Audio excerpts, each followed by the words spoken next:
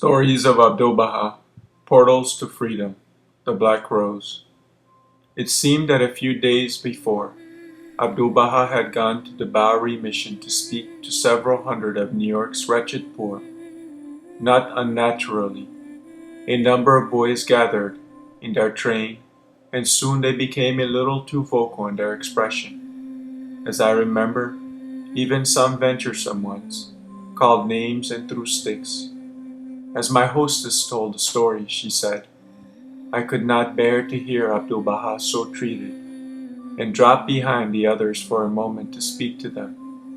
In a few words, I told them who he was, that he was a very holy man who had spent many years in exile in prison because of his love for truth and for men, and that now he was on his way to speak to the poor men at the Bowery mission.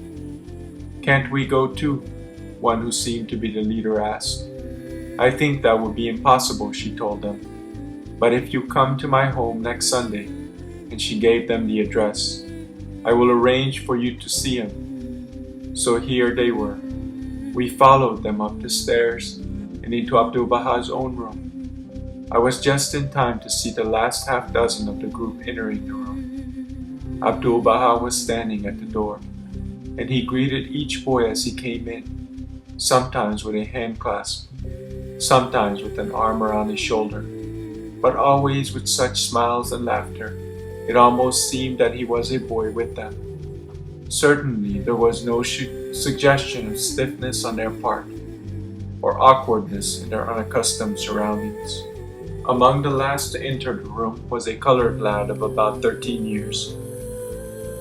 He was quite dark, and being the only boy of his race among them, he evidently feared that he might not be welcome. When Abdu'l-Baha saw him, his face lighted up with a heavenly smile.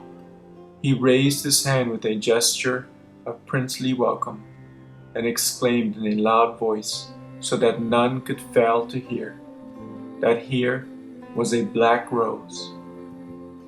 The room fell silence. The black face became illumined with a happiness and love hardly of this world. The other boys looked at him with new eyes. I ventured to say that he had been called a black many things, but never before a black rose. This significant incident had given to the whole occasion a new complexion. The atmosphere of the room seemed now changed with subtle vibrations felt by every soul.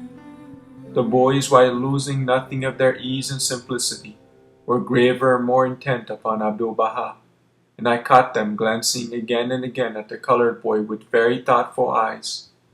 To the few of the friends in the room, the scene brought visions of a new world, in which every soul would be recognized and treated as a child of God.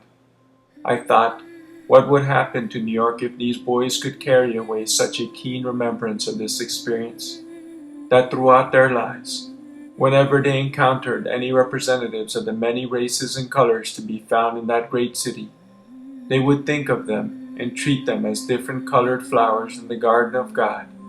The freedom from just one prejudice in the minds and hearts of this score or more of souls would unquestionably bring happiness and freedom from rancor to the thousands of hearts. How simple and easy to be kind, I thought.